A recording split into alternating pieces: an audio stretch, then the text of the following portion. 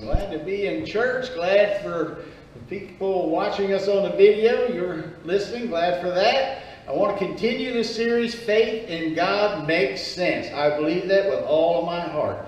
Faith in God makes sense. This is not some dumb thing where you just hope it's better. We got a lot of reasons to believe in God, which is the part 2. I started last week with reasons to believe in God. I want to continue with that this week. And in the beginning, God.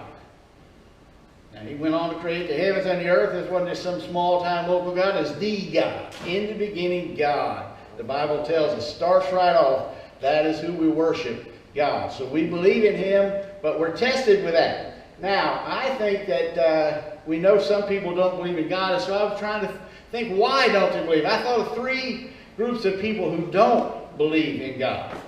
And I think first there's some who are, well, I missed, did we have one before that? What was the one before that? I thought that was number 2. Some people don't want to believe. Some people don't want to believe in God. I think this is not just a head issue, but a heart issue. One preacher was talking to a young man. His parents asked him to talk. He decided he didn't believe in God anymore. He was upset with God, didn't believe in God. And as the preacher and this young man talked, he just got all confused about what he was trying to say. And he finally said, I don't care if God broke through this ceiling and showed up in this room, I still wouldn't believe in it. Well, you see, he didn't want to believe in God. Some people don't want their lives changed. They don't want somebody to tell them what to do or whatever. It is a hard issue, whether you're mad at God or whatever and just don't want to believe in Him. Then some people are just too busy to think about it. And so they say, I don't know, there's a God or not. I don't know. They're thinking about their job. Then they're thinking about school. And they're thinking about a girlfriend or a boyfriend. They're thinking about making money or the next vacation or playing football or whatever. And they're running. And they don't take time to stop and think about this most important issue of all. Whether there's a God or not. And I hope there's nobody here like that. Running with leaving God out of your thinking. But then I think there's some people who really believe that science has shown there is no God. Sincere people who think that, well, it would be nice if there was a God, but that was the old-time belief that now science has showed us can't be true anymore. There used to be a show on TV with a guy named Carl Sagan on PBS called Cosmos. And here's a scientist, and the show every week started with this. The cosmos is all it is, or ever was, or ever will be. Who says, Carl? You? But every week it was science. Well, he's a scientist. That must be all there is. There's no God because the cosmos is all there is. The universe is all there is. The scientists say so. And I say that is baloney. Science does not show that. Science does not prove that. And that's why I'm on this to reassure you that science has not shown there is no God. A lot of scientists believe in God, and there's no way they can prove it anyhow. But faith in God makes sense. Last week I talked about reason number 1. There is a universe. How to get here? You know, everybody has to answer that question. Why is there something rather than nothing? And I say I just can't believe that there's just nothing. And I mean something without anything starting it. Yes, Christianity is a reasonable faith, and we've got to add this part in it. And so you don't have to quit using your brain. It makes sense to believe in God. All right, many reasons. Let's keep going to go to my graph there, my illustration. All right, here's the chances that something will come from God given enough, come from nothing given enough time. None, and also none but in written. That everything just got here from nothing, no chance. Okay, I really believe there's no chance of that. So that was reason number 1. There is a universe. Number 2 is the complexity and fine-tuning of the universe appear to be designed. It just looks like, yeah, somebody designed all this. It didn't just get here accidentally. So, I think we have a video here of some scientists. Is that what I have next? Yeah. Scientists. Microbiologist. Biochemist. Biochemist. As a geologist. Neuroscientist. Physician. Biologist and an engineer. I think there is overwhelming evidence for intelligent design in nature. I see intelligent design in the history of life, in the genetic code of life, in the molecular machines inside our cells, in the complexity of life, in the information embedded in living things, in the operation of the human brain, in the features of the human body, in the chicken and egg causal circularity of life. As a mathematician, I see great evidence of purpose in the universe. As a molecular biologist, I see evidence for design everywhere I look, pretty much. Nature is incomprehensible without inference to purpose and to intelligent design.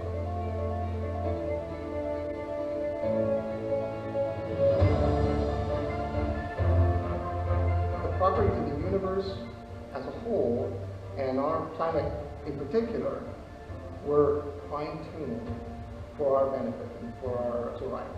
In my view, the fossil evidence clearly points towards intelligent design. I see life as design because when I look at life at the molecular level, I see exquisite engineering. All cells contain DNA, which include lots of information, and information is only the product of the mind. Darwin thought living cells were just blobs of jelly, but when I look in a living cell, I see evidence of factories, machines, three-dimensional architectures, enormous amounts of encoded information. There's power generators, there's manufacturing plants. Life contains many features that we know from experience only arise from the activity of intelligent agents. The genetic code is like a software program. It's like somebody would have had to be a coder, would have had to form this particular genetic code. When I see that order and design, I have a really hard time believing that random mutation and natural selection alone can cause the complexity and diversity we see in life. When you look at nature at large, what you see is incredible examples of innovation which surpass human technology. Examples include the flight capabilities of a hummingbird, sonar in bats, and greater innovation always implies greater intelligence from a designer. If you read the message from the molecules, it's really clear. They say clearly, intelligent design, intelligent design, intelligent design is the source of life.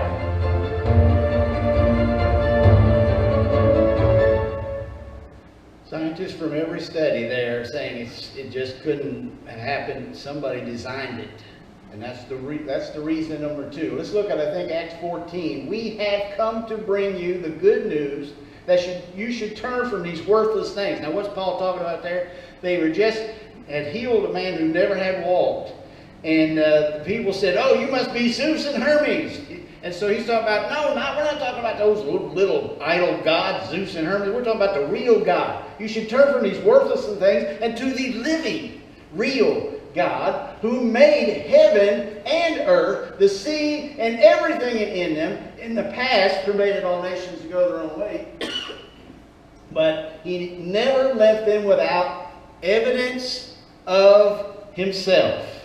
He never left us without evidence of himself and his goodness. For instance, he sends you rain and good crops and gives you food and joyful hearts. When Darwin wrote Origin of Species in the 1850s, he didn't even still realize how complicated everything was in the universe. Like, for example, what he said in the cells. Everything, DNA. And he had a theory that it just happened by natural selection, but the more complex we see it is, we see it had to be a designer. So I want to talk about just 3 evidences of design. Just 3. Because there we could talk about hundreds, millions really, of evidences of design in our world. I want to mention the iPad. It's not, well, it is evidence of design, but it's really interesting. A lot of people think that Steve Jobs from Apple actually was the one who came up with iPad. Anybody here have an iPad or some kind of tablet? Yeah, most of us. We know how amazing they are. We finally discovered that it wasn't Steve Jobs, it was Steve Gobbs. Steve Gobbs, an employee from Apple, and he's here today. Mr. Gobbs, come up. We're going to interview Mr. Gobbs. Yes, thank you, Mr. Gobbs. Mr. Gobbs, I know that can I call you Steve? Sure. All right, Steve. We know that the apple is very complex. Must have took a lot of time to develop that. No, not at all. Okay, come over here. I'm going to give you the mic. No, not at all. No, really quickly. Well, I mean, it had to be a big team working together, spending a lot of money to make the iPad, right? No. Happened just like that. What? Well, tell us more. How did it happen? Well, one day I was driving on the way to work, and I had put some metal, some wires, and some plastic in the back of the car. I was going to stop at the recycling on the way to work, and wasn't paying any attention while I was driving. Got in an accident, totaled the car. Got out, I was okay, but I was looking at the wreckage. I looked at the wreckage, and lo and behold, there was the first ever iPad. Fully charged, software, battery, camera, modem connected to the internet, right from the wreckage. Wow, that is hard to believe. But you said it's true. All right, well, Mr. Gobbs, thank you for setting us straight on that. Thank you. A round of applause for Mr. Gobbs. I'm sure we all believe that. Which do you think is more complex, the iPad or the people here? The people. And yet we know the iPad was designed, but we think people were designed. I can't go for that. Three examples of design. First, we have this beautiful girl. I got a picture of her off the internet. She happens to be with us here today too. Besides Mr. Gobbs, we've got this. That's a few years ago, Lydia. But she has some beautiful eyes. And I want to talk about the eye. All right, here is a structure of the eye, which has really 40 subsystems. We're only showing about 20 of them on here. And the interesting thing about the eye is they all have to work together. If you just have the cornea, you can't see. If you just have the, let's go back to, if you just have the retina, you can't see. If you just have the lens, they all have to work together. Now, for example, the retina, one part of the eye, it has 137 million cells that respond to light and then send that message through the optic nerve to the visual cortex in the brain. And it's specialized for that. It can handle a ratio, a camera can handle a ratio of 1,000 to 1, but a human retinal cells can handle a ratio of 10 billion to 1. The human retina can sense light as much as one single photon of light in the dark. And yet, when you take that from a dark room and go outside, it also turns the volume down real quick so it doesn't blind you. That's just one part of your eye. Another part is the optic nerve, which sends then to the brain, which is called the visual cortex. All the retina does, it picks up all these light images, says, all right, here's what to do. What are you going to do with it, guys? And so the light from the retina translated the pulses sent to the brain via the optic nerve. The eye optic nerve are totally separate and different subsystems working together. Yet, they can capture and interpret 1.5 million pulses of light every millisecond. 1,000th of a second, your eyes are interpreting the pulses of light to send it to your brain, to what to do with it. Wow, that's a lot. That's more than dozens of supercomputers hooked together could do. Your eye, just your eye, does more than a lot of supercomputers could do all the time. The lens. The lens is constantly focusing on a mag. All right, help me do this little, and I know you feel a little silly, but can you hold your finger up? All right, now look at your finger. Now look at the wall behind your finger. Don't move your head, just look. Now look at your finger. Now look at the wall behind the finger. Now look at your finger. See what was happening? Your lens is going yeet, yeet, yeet, yeet. And your lens does that every day, all day long. Your lens is just moving automatically as you're moving around, and you don't even realize it. When I looked at it, moving, oh, it moved again. Oh, it moved again. Automatically. But what good would the lens be without the retina? What good would the retina be without the optic nerve? So they all have to work together. And we think that just happened? Matter of fact, if you had all of these other things working together, all the 40 things, and yet you didn't have the tear ducts and didn't have the eye wash, within hours you'd go blind. If you had everything else, you'd still go blind without the tears. What's the point? It couldn't have just happened. Darwin didn't realize the complexity of the eye when he thought it could just, a mutation on a single cell of a light responding cell would see that, but how did it operate so that all of these things which have to all happen together or you don't see? It was designed by the great designer. That's why. All right, what's another example? DNA. We all know now, we were all taught this in school, that everybody here in every cell of your body has a strand of DNA. Matter of fact, in every living thing, you have DNA. And every time you make a new cell, it also recopies that DNA, your particular brand of DNA. Your DNA is different from the guy next to you, and it's different from the cat or the blade of grass. But you have DNA. Now, we got a question. I got a question, see if you can answer this. How long is the DNA in your body? Remember, you have DNA in every cell, and if I could stretch it all out, anybody got a guess? I know we don't, you can say, I don't want to guess and be dumb. You're not dumb. 5 times around the earth. 5 times around the earth. Now we've got some, I thought somebody was going to say a mile. 5 times around the earth, now you're talking. How far is it? It would stretch to the sun and back 600 times. The sun is 93 million miles away, 92 million miles, whatever. It would go to the sun and come back, go to the sun and come back. That's how much DNA is in your body. Isn't it amazing how that just happened? It was designed. When you had that much DNA, if I could get you to type out the human genome, just the thing that says, here's what tells the recipe of a human being, and type that out, how long do you think it'd take you to type? If you did it 8 hours a day, it would take you 50 years. That's how complex you are, how complex I am. The more we see how complex we are, I say science doesn't push us away from God, science pushes us to God. Because the more we see science, the more we say, this couldn't have just happened.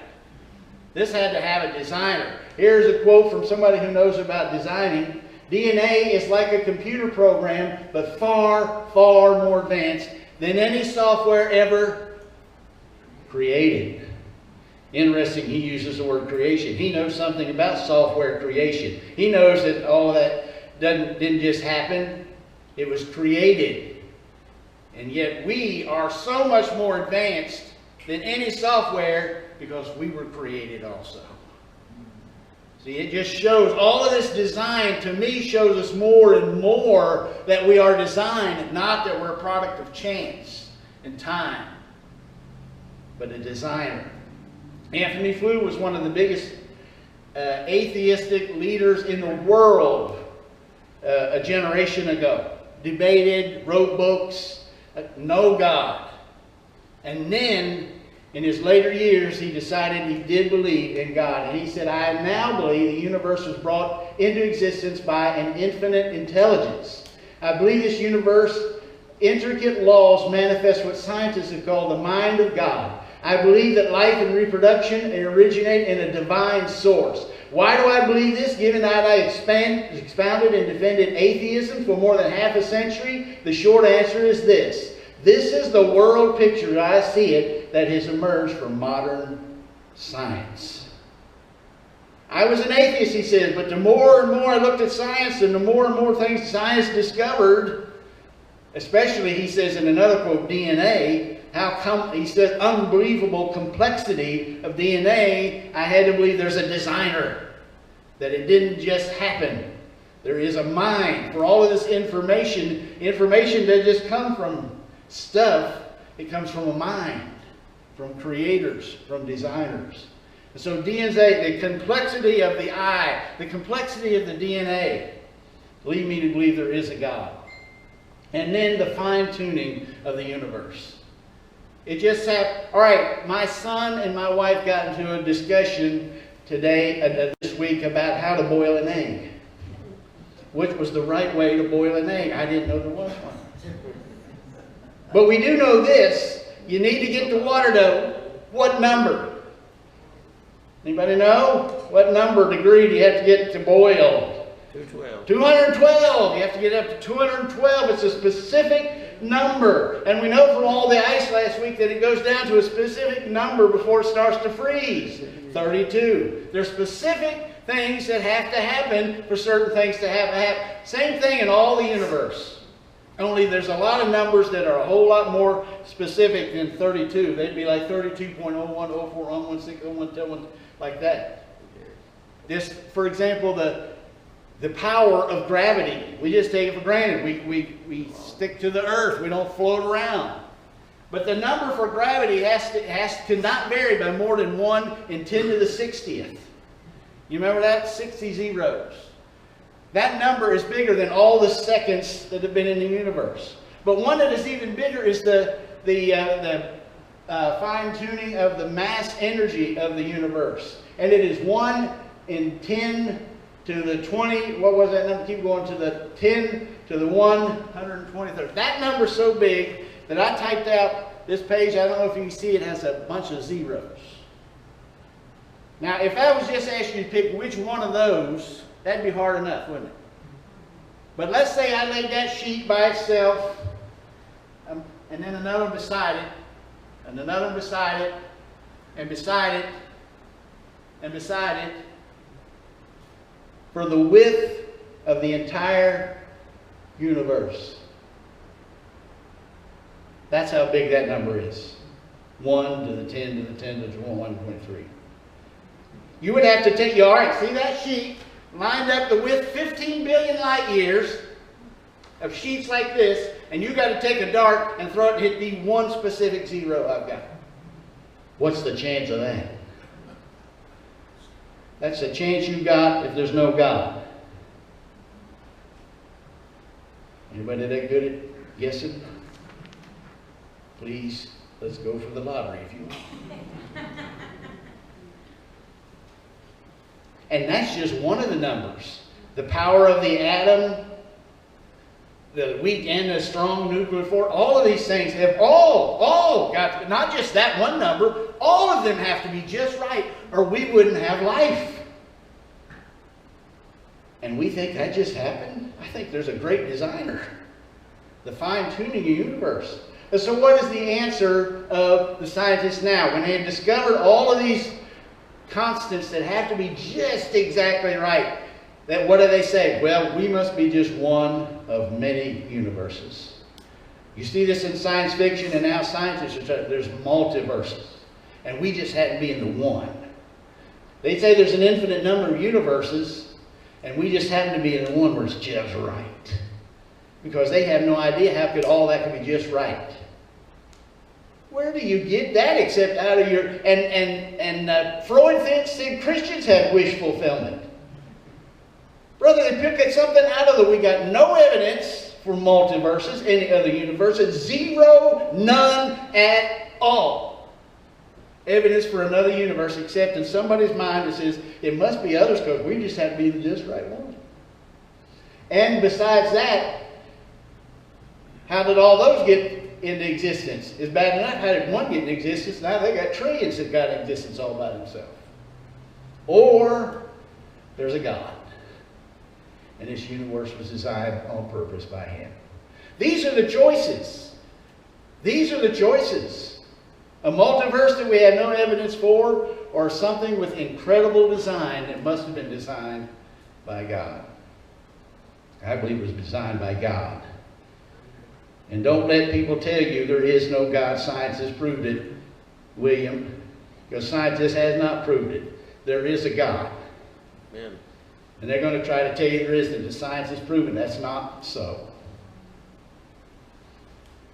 There was, let's see what I have here next. I think I've got, if I got the video next. All right, here's a video for what I say to people who think there's multiverses and there's just a chance. Turn up a little.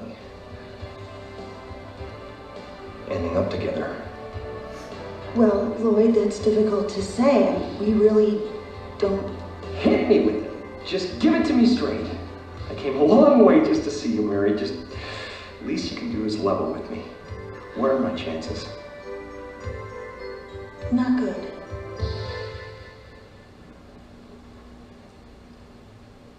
You mean not good like 1 out of 100? I'd say more like 1 out of 1,000,000.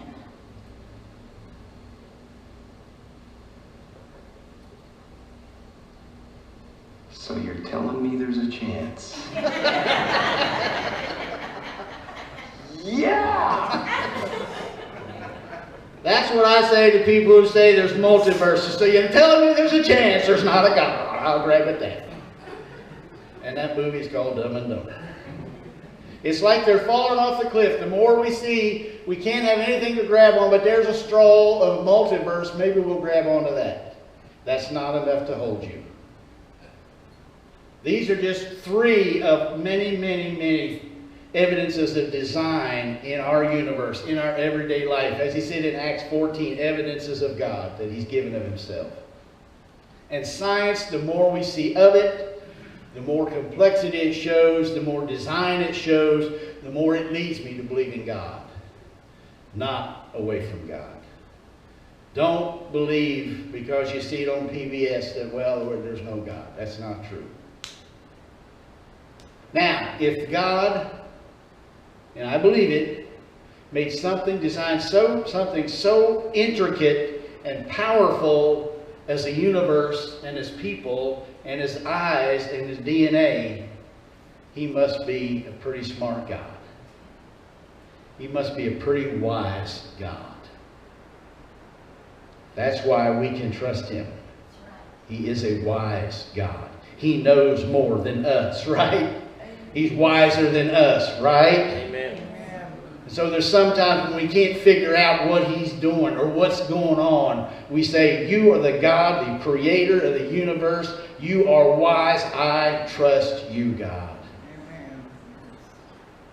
And do not trust your life to something besides God. Don't grasp at straws. There is a God, and we can trust him.